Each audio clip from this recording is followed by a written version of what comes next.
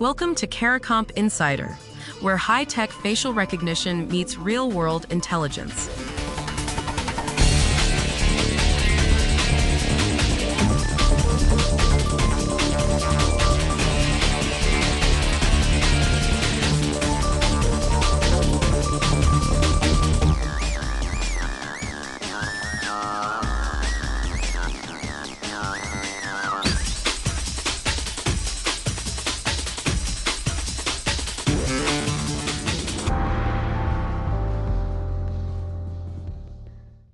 A child's social security number is 51 times more likely to be used by a synthetic identity thief than an adult's.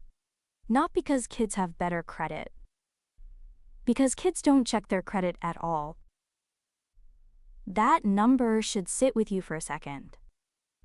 Synthetic identity fraud doesn't target people the way we usually imagine identity theft.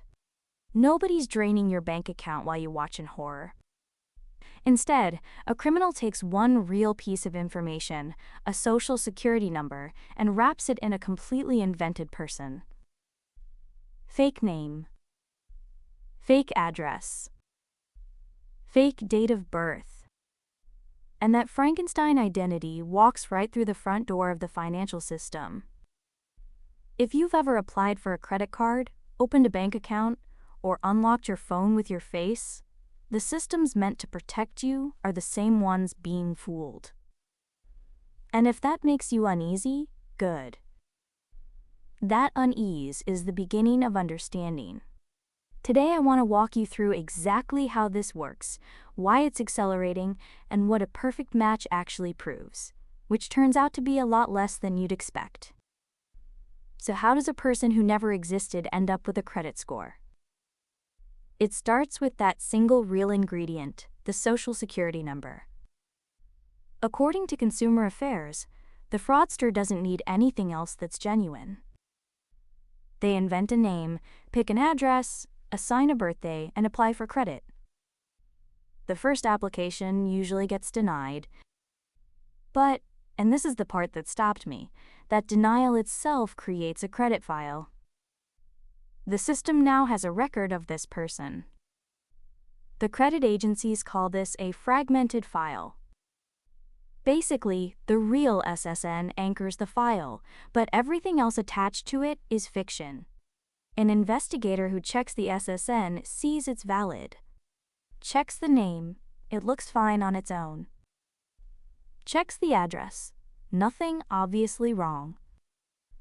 The problem only shows up when you cross-reference all three at once. And most verification systems don't do that.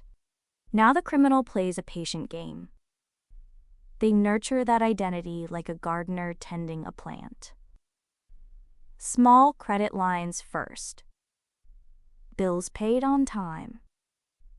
Months go by, sometimes years. The credit score climbs, limits increase. Then comes what fraud analysts call the bust-out. The fraudster maxes every credit line on the same day and vanishes. No real person files a complaint, because no real person's full identity was stolen.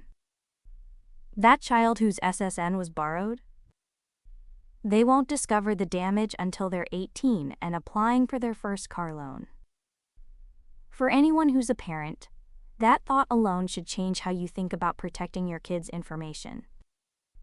What makes this worse, dramatically worse, is how fast AI has supercharged the process. According to reporting from some synthetic identity document fraud jumped 311% between the first quarter of 2024 and the first quarter of 2025. According to Experian, false identity cases rose 60% in 2024 compared to the year before. Those cases now make up nearly a third of all identity fraud.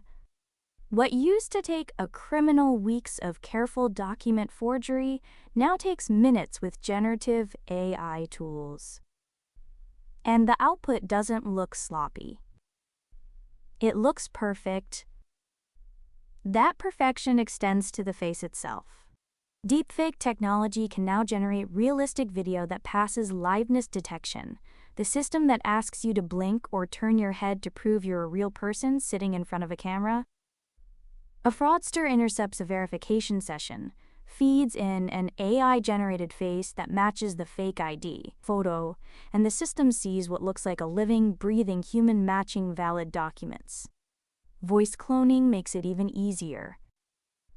According to researchers tracking these tools, just 3 seconds of someone's voice is enough to clone it.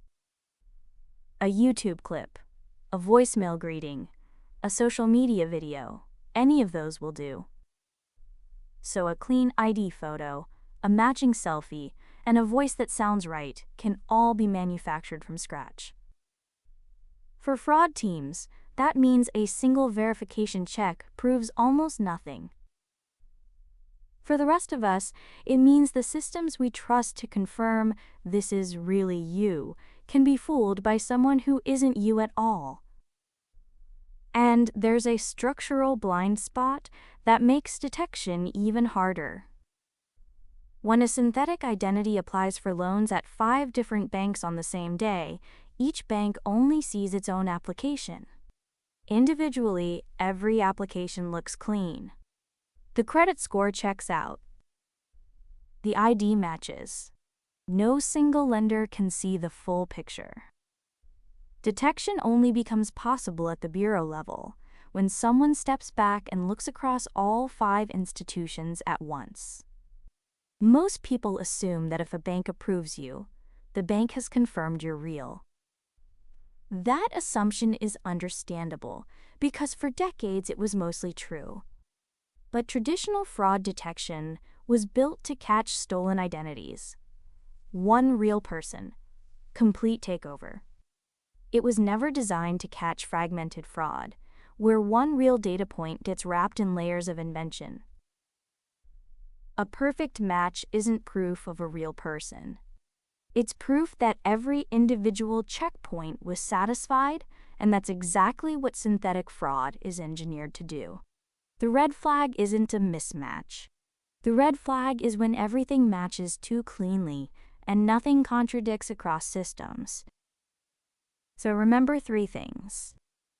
First, synthetic identity fraud uses one real piece of data, usually a social security number, and builds an entirely fictional person around it.